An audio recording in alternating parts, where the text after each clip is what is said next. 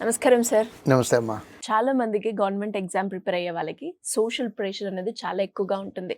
ఇంత టైం అవుతుంది, ఇంకా నీకు జాబ్ రాలేదు, మనం ఇంకెప్పుడు లైఫ్‌లో సెటిల్ అవుతాము అని ఇక్కడ ఒకవైపు ఫ్రెండ్ ఆల్రెడీ సెటిల్ అయ్యాడు అని రకరకాల దగ్గర నుంచి ఫ్యామిలీ నుంచి, ఫ్రెండ్స్ నుంచి, రిలేటివ్స్ నుంచి ఒక టెన్షను, భయము, జాబ్ రాలేదు అన్న ఒక బాధ ఇవన్నీ కూడా ఉంటాయి.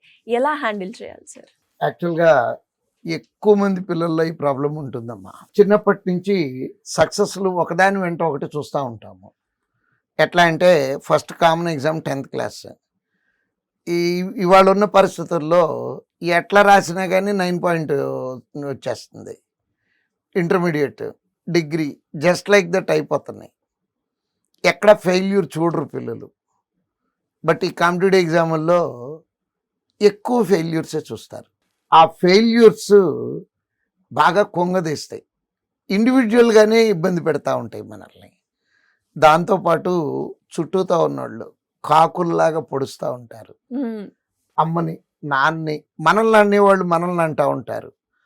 అమ్మ దగ్గరికి వెళ్ళి, ఏంటి మీ అబ్బాయికి ఇంతవరకు ఉద్యోగం రాలేదా, అయినా ఆడికి ఎట్టా వస్తుంది అనుకున్నారు, చిన్నప్పటి నుంచి ఆడి మార్కులు ఎన్ని, అసలు ఆడి మీద అంత ఎందుకు ఖర్చు పెడుతున్నారు, లేదు మీ అమ్మాయి మీద ఎందుకు ఖర్చు పెడుతున్నారు, పెళ్లి చేసి పంపించేయచ్చు కదా.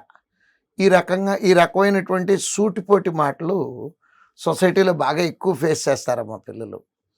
దాని నుంచి పిల్లలు బయటికి రావటానికి నేను ఇచ్చే సజెషన్ ఏంటంటే, ఆ ఫెయిల్యూర్కి కారణాలు వెతుక్కుంటూ, అంటే ఒక ఎగ్జామ్లో మనము ఉద్యోగం రాలేదు అనుకుందాము. రానప్పుడు ఏ కారణంతో ఉద్యోగం రాలేదు, నాకు ఎక్కడ మార్కులు తగ్గినాయి చూసుకొని చిన్న చిన్న సక్సెస్లు చూపించాలి.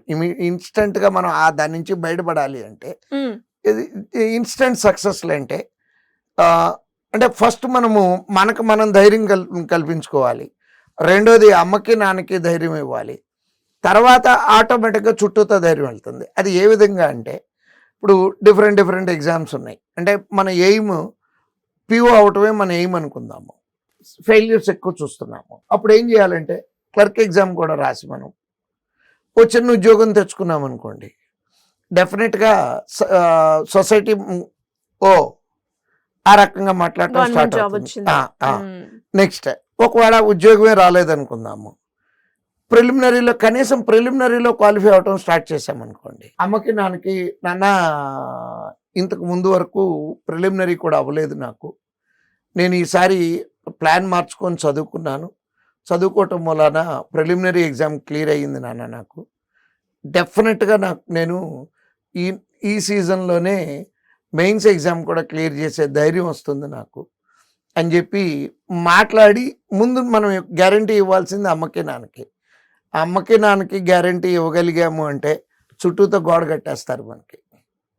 అంటే బయట నుంచి ప్రెషర్లు మన దాకా రీచ్ అవ్వకుండా they will guard boundary set చేస్తారు. ఎస్, ఫస్ట్ మన మీద మనకు నమ్మకం కలగటానికి చిన్న చిన్న సక్సెస్లు చూడాలి.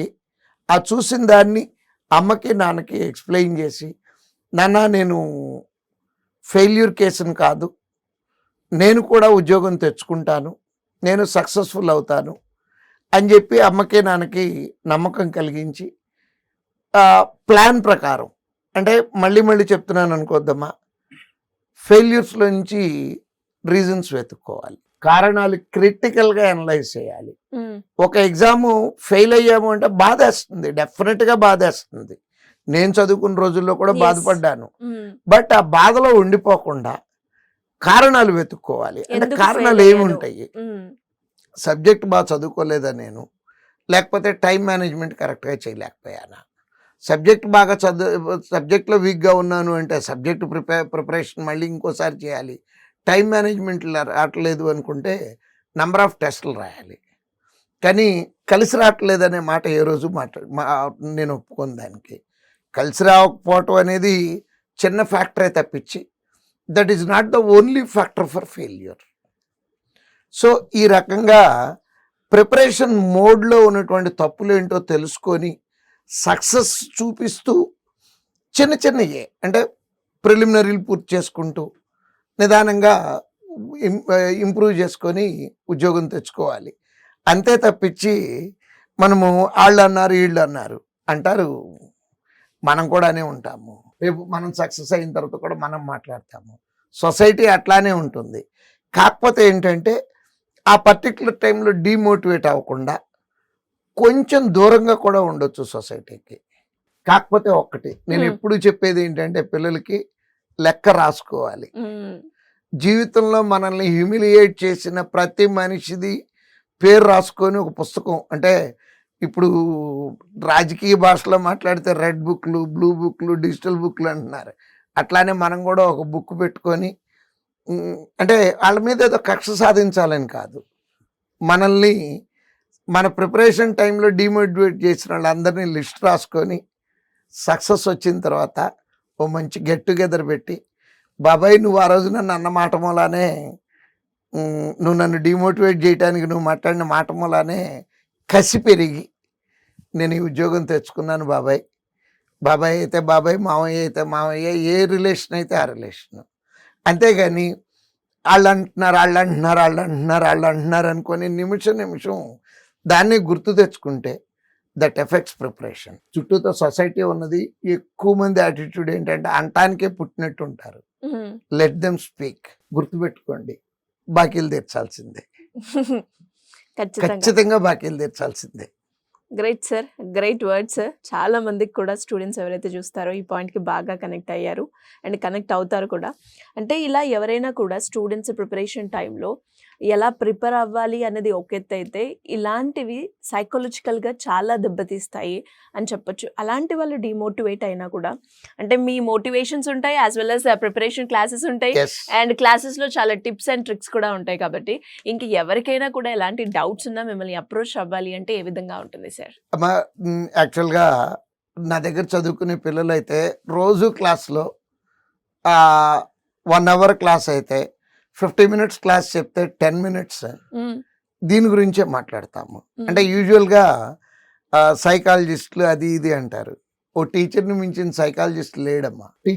టీచర్ స్టూడెంట్ పల్స్ ఫేస్ చూస్తే కనపడుతుంది, ఏదో బాధపడుతున్నాడు అని. అట్లాంటి ఫేసులు కనపడంగానే ఆటోమేటిక్గా మేము పని కట్టుకొని మాట్లాడాల్సిన అవసరం కూడా లేదు, ఆ మాటలు ఆటోమేటిక్గా వచ్చేస్తాయి. అంటే ఎక్కడన్నా బాధ వేసినప్పుడు రూమ్లో కూర్చొని బాధపడటం కాకుండా నలుగురిలోకి వచ్చేసామనుకోండి, లేదు మీకు ఉన్న 10 మంది మెంటార్స్ ఉంటే దాంట్లో ఎవరో ఒక మెంటార్ మనకు బాగా కనెక్ట్ కూడా అవుతారు. వెళ్ళి సార్ ఇట్లా బాధగా ఉంది సార్, 2 నిమిషాలు మాట్లాడదాం అనుకుంటున్నాను, చక్కగా కూర్చొని మాట్లాడితేనే ఈ ప్రాబ్లమ్స్ అన్నీ సాల్వ్ అవుతాయి అమ్మా. అంతేగాని రూమ్లో కూర్చొని ఫెయిల్ అయ్యా ఇంకా ఎక్కువ అయిపోతుందే తప్పించి, నలుగురిలో కలిసి, అది కూడా ఏంటంటే నాలెడ్జబుల్ పర్సన్స్ని, లేదు ఈవెన్ ఫ్రెండ్స్ అయినా సరే they also can motivate. Friends చేసినంత మోటివేషను ఇంకెవరు చేయలేరమ్మా. యూజువల్గా అంటే సొసైటీలో నేను నమ్మేది ఏంటంటే, భుజం మీద చేసి మాట్లాడితే ఉండే ఫీల్ ఎదురుగుండా నుంచొని మాట్లాడితే రాదు. అంటే భుజం మీద చేసి మాట్లాడగలిగేది only one, that is he or she is a friend. ఎదురుగుండా మాట్లాడేది అమ్మా నాన్న మాట్లాడతారు, టీచర్ మాట్లాడతారు. బట్ ఆ ఫ్రెండ్ దగ్గరికి వెళ్ళి బాధ చెప్పుకుంటే, లేదు బావ నీకు వచ్చేస్తుంది ఉద్యోగం, లేదు తమ్ముడు నీకు ఉద్యోగం వస్తుంది. అలా కొంత మోటివేట్ చేసే మనుషుల దగ్గరికి వెళ్ళి కాసేపు కూర్చొని మాట్లాడుకుంటే బోల్డ్ అని ప్రాబ్లమ్ సాల్వ్ అవుతాయి అమ్మా.